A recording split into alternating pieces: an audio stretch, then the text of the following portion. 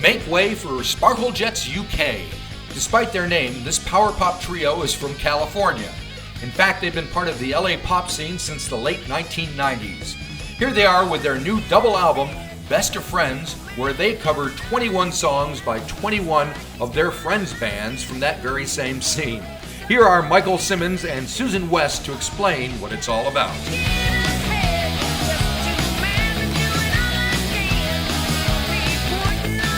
People were asking us, what are you doing next? Because we had one record done and another one was just about done. And I said, well, we would like to have a tribute record to ourselves. We're nobody, But yeah, and then everybody laughed and said, yeah, you should do it, because there were a lot of tribute records happening at that time, even ones that we were a part of. And there were so many that the joke was, there's a tribute record coming out every day, and somebody literally that had just met us that 5 minutes ago said, there should be a tribute to the Sparkle Jets. There's so many stupid tributes. And then we laughed, and the next day we thought about it and thought that's a dumb idea, but it's a good marketing idea, Yep.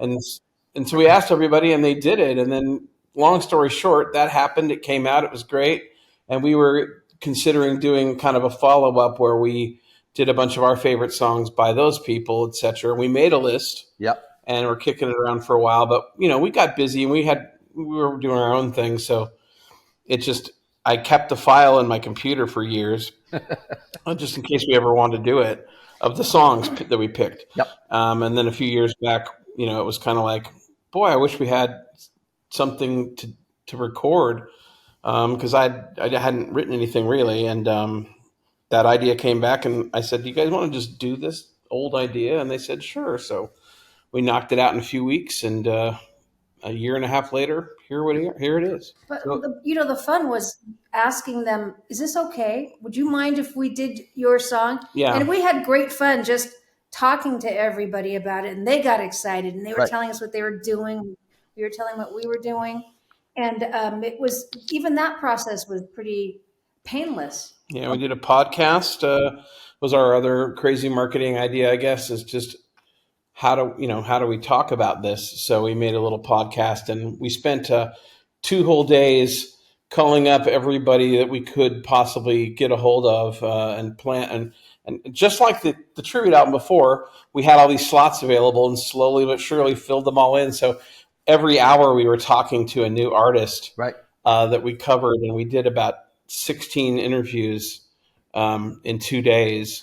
And so that's what our podcast kind of is, at least so far. We'll probably add some more to it. Right. But what's so great is that was like the best 2 days ever. We were so exhausted.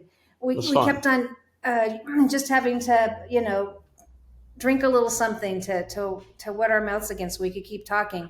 But we did one after another. And what you hear, you might be an hour podcast, but it ended up being a 3-hour conversation. So it was really more like 2 weekends almost, Mike, of all of those. And it was great. These people are heroes. Right. And, we've been doing projects throughout the years with them, but people like the Negro Problem. And it was great fun. It was great fun just talking to them and shooting the shit with them. Really great. Because I guess probably the one band, pardon me I have to get a cup of tea. It's early morning here.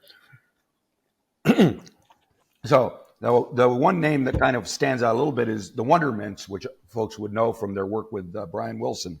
So, but there's, like you say, there's 20 other acts here that are equally impressive once we hear their songs. It's just that. So tell me about the sound or the scene that this all came from.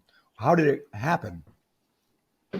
Well, it was kind of already happening before we knew about it, before our band really even started. I think they were, from what I understand, there was just a few clubs that people were playing at, and from our experience later, we realized that there was kind of like everybody would come to the shows if there was a show with a few bands on the bill. Like, everybody in town would come see it and participate. If they weren't in the bands, they would watch them. Yep. And then the next time there was a show, the next week or that weekend, they'd all come back and do it again. So everybody kind of helped each other out. So we come from another part of, we were playing mostly in Orange County, which is basically connected to Los Angeles, but there's this, because it's a different county, there's not always a lot of commingling, and it's just a totally different feeling.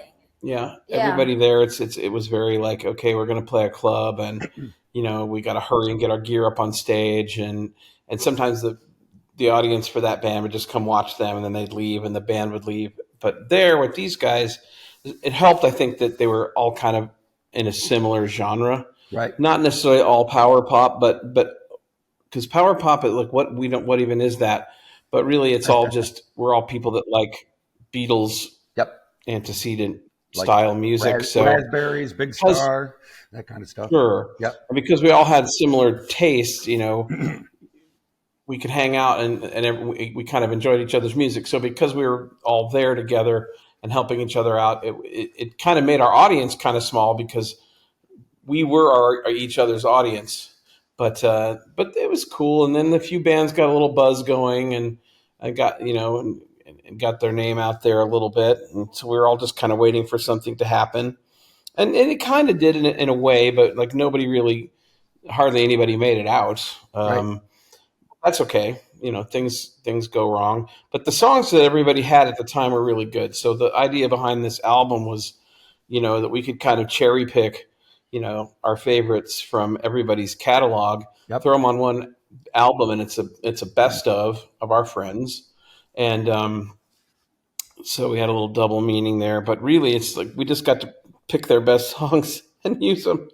And because nobody knows what we are, we figure, and everybody's talking about the concept because, the press releases went out telling the whole story. Yeah. Because my initial idea, part of this was just to not tell anyone what this was. Right. We're a band. Here's some songs. Bye. Yep.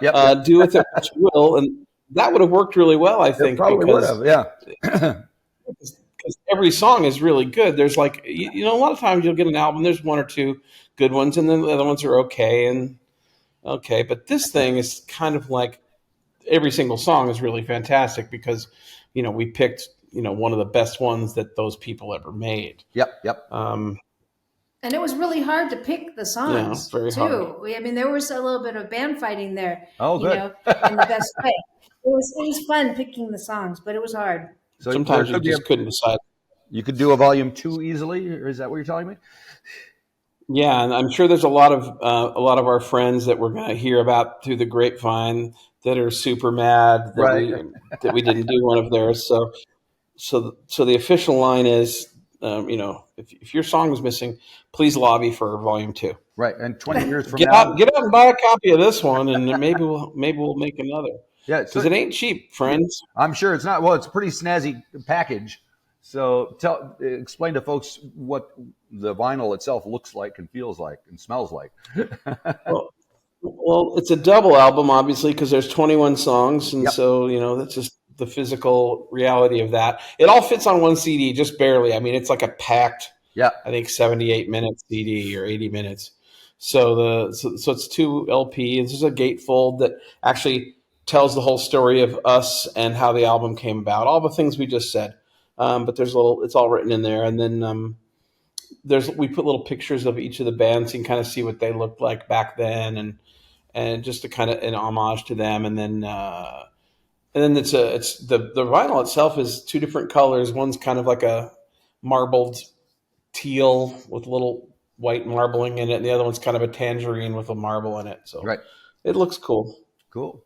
And they're all a little unique. I personally inspected every single piece of vinyl. Oh, good. And no two are the same, I can assure you. And you picked out your favorite ones, too. For your I was like, and then, I picked the 2 most boring ones, how it was supposed to be, because they were supposed to be a pretty boring color scheme, just a solid color. And then they accidentally all ended up being like marbled. So that kind of was a bonus for cool for people. So that's cool. Didn't have to pay extra for that. Hopefully, some of them will make their way down here, so we can see them in the stores. Yeah, we brought 3 of them with us just for this interview. Oh, well, let's see them. Show. But where are they? Are they downstairs? They're way downstairs in my record box. That's I not could good. probably find them. Yeah. I just opened an LP. I can see that. That's very snazzy looking. Yes. Who did the artwork? And did you guys do it? What? Did you do the artwork? Yes. Yeah, we did. All right. Let's see the vinyl. And there's the back. This is an homage to my old cabin. Used to have a window like this. Oh, great. So I've that'd be fun. I've got stained glass windows in my place. Check out this ceiling I got. Ooh. Oh my God. What? And then What the the heck? windows are there. And those are my windows. Yeah. Oh yeah. Looks like a Swiss flag. It's pretty We wild. saw a lot of Swiss flags today. We drove through Geneva. Yeah, and there's a little painting on there that Rene Rodriguez from Invisible Suns painted for us. Yeah. And in here, there's the little spiels I told you about, the story, and then there's all the pictures of the other bands and all the. I think we thanked 2 people because otherwise we'd have it's nobody or everybody. Yeah, that's kind of what it is, and that's one of the LPs there. Oh yeah, that's looking beautiful. Man, And this one of the blue one. This is the A and B disc. Beauty. I'll open one for real so we can see what the heck. So this is obviously a labor of love. You guys aren't going to get rich on this project. No. You pretty much, if you're going to do vinyl, Yep. everyone that buys one is supposed to get one of the original CDs from the tribute album, while supplies last. Right, so gotcha. we dug those up out of the And cellar. I see Big Stir is turning into a real label. They just released a new song by Graham Parker. Yeah, that was quite the coup. There's some other similar, things happening in the background too. Oh, good. I can't wait to hear that. about I guess they'll announce that when they announce it. Maybe they already have. I don't know. Yeah. But yeah, it's pretty cool. Yep. Now they're certainly working hard. I mean, they just bust their hiney. I told people online. I said about a month ago. I said, apologizing now that you're going to get really sick of my face.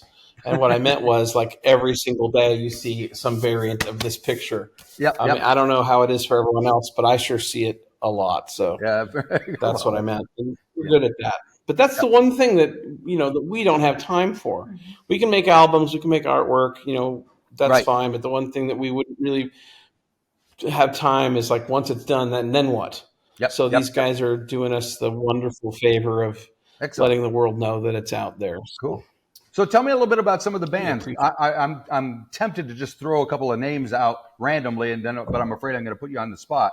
Are there bands that have a story behind them that you can tell me that stand out for you?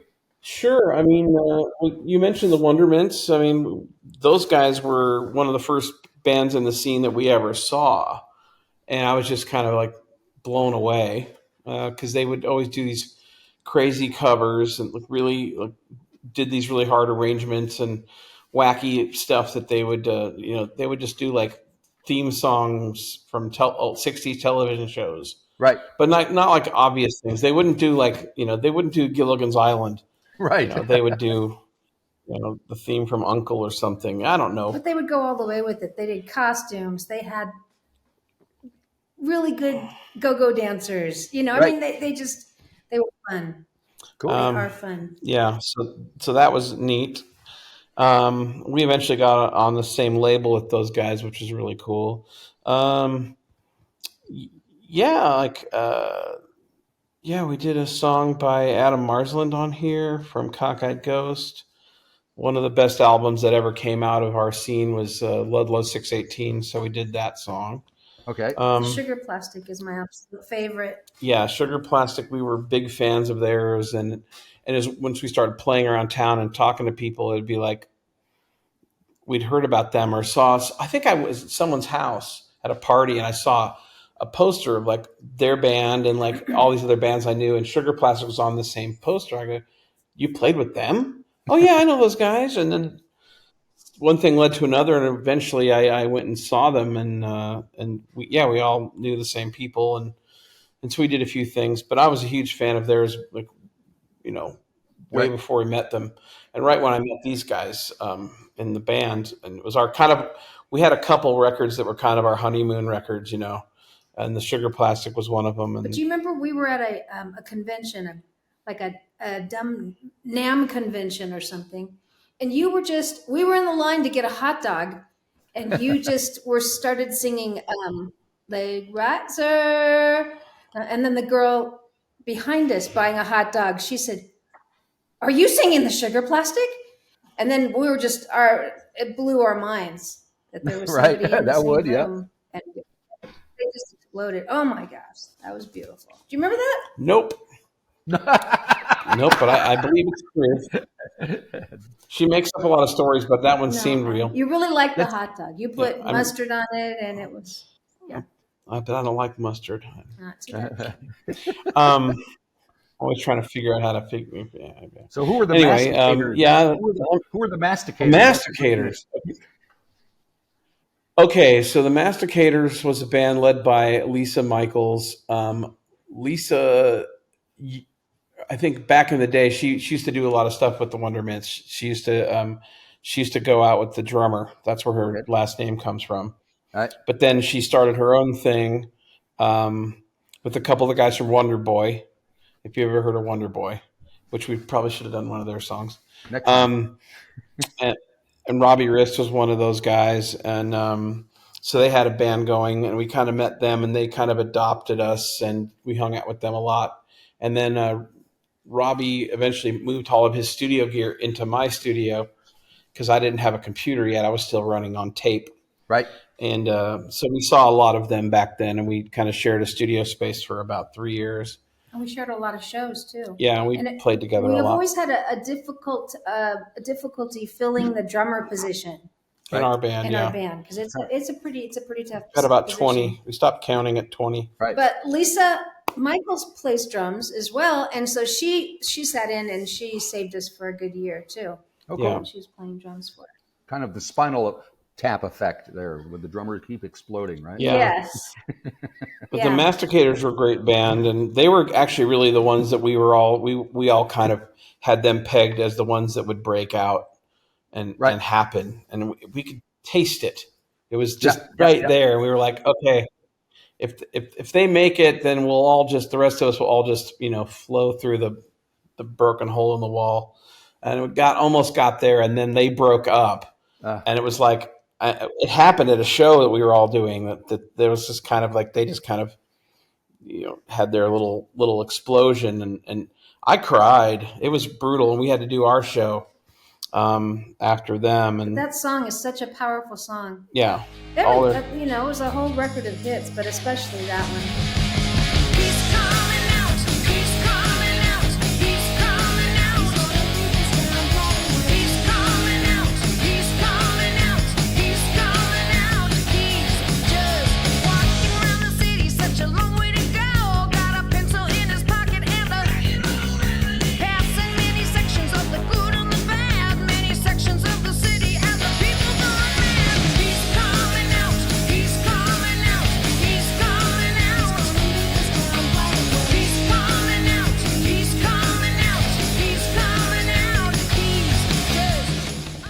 So that was our first single because it was just kind of obvious because it's so. But actually, all these are. There's really only that's the problem.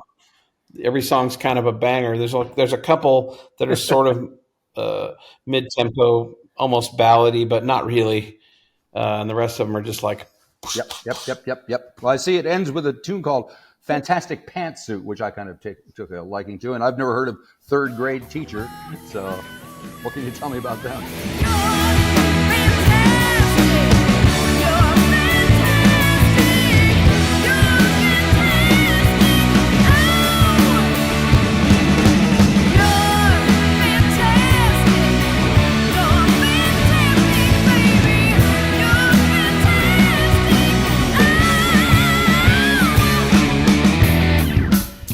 Third Grade Teacher, they're the least power pop band out of this whole batch. But we played a ton of shows with them, and they're really close friends of ours. And they were very much, I guess they were kind of a punk rock aesthetic. Art band. Yeah. They were, so the guitars were there was one guitarist, and he was very loud, and they'd go from really these big ethereal, clean sounds to crazy distortion. And the lead singer was an actual third grade teacher, and the two girls in the band would wear the schoolgirl uniform, And they looked really good. And she would do these things where she would writhe around on the floor like she was possessed by demons. And it was pretty frightening. So what was so fun is, so they had this energy, and they were so fun to watch, and they'd have these songs, and we would take their songs and then we'd make them into something just a little bit different. And they go, wow, we never thought of doing it like that. So it's just us popping their songs. Right. Well, and it's a great song too. Well, the irony is the one song out of their whole catalog that was actually kind of poppy and sing-songy is the one we did, but we turned around and made it more rock than theirs. More funky, punk it up. Even though, yeah, we kind of reversed roles and made and then blended it with a little Led Zeppelin and as kind of a joke. We did it for their record release party. We learned the song, made an arrangement of our own, and then did it. And we liked it so much that we went back in and tracked it. And that one actually is the oldest one in the set. The rest of these were all done a couple summers ago. Right. But that one we did back then, and we never released it until about, I want to say 2 or 3 years ago on Big Stir. We decided to do a split single with them so that it could go out. Cool. But I'll just go and plug that one. Yeah, but that's one of my favorite songs on the whole record. So I'm glad that one kind of ends it all. Because it's really it's so crazy right out there. It's in your face. It's fun. So other than silly. Other than Wondermints and you guys, are any of these other bands still active and doing their thing? I can tell you. Candypants is getting kind of got back together, and they're playing shows now supposedly. Right. I've yet to see them, but I'm sure we will any day now. And we did I Want a Pony from theirs. Yep. Dawn from the Dons has done a show now and again. The Negro Problem folks, Stu and Heidi, they're doing a lot of stuff in Broadway and other things, but they're always working on projects, and they do a record every so often. Cosmo Topper is going to be getting a band together for IPO in August. August 12th, I think he's playing. So that's the first time he's done that in, probably 10 or 15 years. No. Those bands are all very much gone. Maple March is back together again. They just put a record out on Big Stir. Oh, cool. Flora Pop is working on a new pop record, the first one they've done in probably 15 years. They just started recording it last week. Right. Shazam, I don't know what Hans is up to, but he's got some reissues coming out. Do you know the Shazam? I never heard of Shazam. Are the band. Oh, okay. Well, I'm definitely going to check them out. This is why I love this stuff, because there's always something you don't know, and no matter how. I mean, you can see I've had a few records myself back here, but yes, you do. And everybody's like, "Oh, you know everything." I was like, "No, it doesn't work like that." And I love the fact that there's a scene, because it's similar to the scene here in New Zealand that they had in the 80s with in Dunedin with the Flying Nun thing. It was a very specific, isolated thing that only certain people know about, and now it's become kind of this legendary thing. And I'm sure there's places like that all over the world where things were happening and only a handful of people know about it, and then eventually something like this happens and the word gets out and everybody's freaking out. So it's very cool. Yeah, and we were thinking of doing this project, and we'd heard around that young people are starting to notice this music, and Susan's son went and was wearing one of our old band T-shirts to work, and somebody he worked with said, "You know the Sparkle Jets UK?" And he's like, I've kind of heard of them. Yeah. And apparently he's like, there's kids listening to this stuff and being interested in it, and we're like, well, that's kind of advantageous. We're just going to do this now, and so hopefully this will work, and we really want other people to find these old bands or just enjoy these songs for what they are. Yep. One thing. Yep. It's because these versions are mostly pretty faithful. Yeah. If anything, we just kind of made them all kind of sound like they come from the same place, which they do. But we've got our own thing going on, and we because of the impetus from this, we kind of got our act together, and I dug through about 50 hard drives, and I found, the lost sessions of our third album that have been sitting around and languishing for 20 years. And I spent a few weeks, resurrecting all the tracks, and we finished the pieces that we hadn't finished yet. Most of it was pretty there. Yep. Just finished a few pieces. I thought, a remix would make them sound better. No, it didn't help. They sounded exactly the same as they did then. Right. So, but they don't sound old or anything. They just sound like we made them yesterday. Right. And then we added a couple new songs that we had, and a few songs that from them that we'd never finished writing. Yep. And that'll be out in a year. Oh, great. So in case people think that we don't actually have any of our own stuff, which obviously it was kind of cool, because making this kind of made it, we were like, well, if anybody buys this, we'd look like idiots if we don't have our own music to talk about. It's like, well, thanks for doing a bunch of other people's songs, because covers is something you can't really get away with since the Beatles. Thanks, Beatles. Because that's what made me think to put this idea to these guys, because I was doing my think in the shower and going, man, it was easier back then. You got signed to a label and you just took.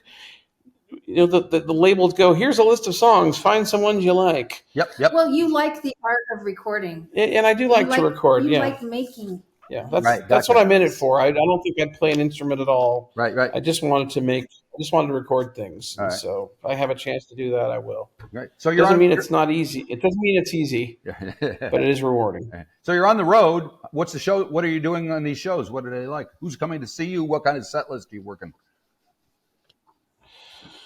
Well, we haven't. We're still talking about that. We do have some stuff in the works for, I guess, next month. So we'll see. We haven't argued that out yet to see what we're going to do, but we're going to have to do something from this. Right. I'm hoping to get together some of the new songs too. That would be nice. So we haven't had that argument yet, but in about a week. We will. Stand back. And are they arguments? Yeah. How do you guys just make this? Oh, yeah. How does the band work? I don't know, man. It's been a while. I don't know what's going to happen. It's a friendly fight. Oh, but we actually did ask the other day. We sent an email. We sent a text from around the world to all the people all over and said, okay, we have a show this date. Who can play it? And everybody got back and said, yeah, we're in. So now it's just a matter of deciding what songs and how many times we're going to try them before we actually do them in public. Well, and that other thing is happening too. Now we're getting offered other shows to do, so it's going to be a good summer. Yep. It's going to be a next year we're going to do it. Hopefully, we're going to do it a little bigger. None of us have time to plan this stuff. We need somebody. We need the label. Come on, we need someone to donate us a lot of money so we can hire someone to do all this stuff. So tour planning for us. I mean, let's face it, it's not about time. You had 20 years to get this one together. It's more about the money. Yeah, but booking shows and getting all that figured out is just because that's what we do as a job anyway. We do show production all the time, so we know what to do. Yep. It's just we are doing it 24/7 already. Gotcha. Worrying about what to do with our band. Most people we work with don't even believe we have one. Yeah, right. We all work together. Our whole band started working at the same place at a school years ago. So we do big concerts and plays and all that stuff all the time. Well, I can't wait to hear the next record of your songs. Well, it's there. It exists. It's in fact the CD's already done. They're sitting waiting to be loved. All right. Very good. And come down to New Zealand. I can see fine wine there in the cellar. I'd love to see you on a bill with like the Chills or the Bats or somebody down here. I think it would work really well. So that'd be awesome. Yep, it would be very cool. So please do the thing. All right. I'll start swimming to New Zealand now. Yes, it's a ways, but it's worth the trip. Trust me.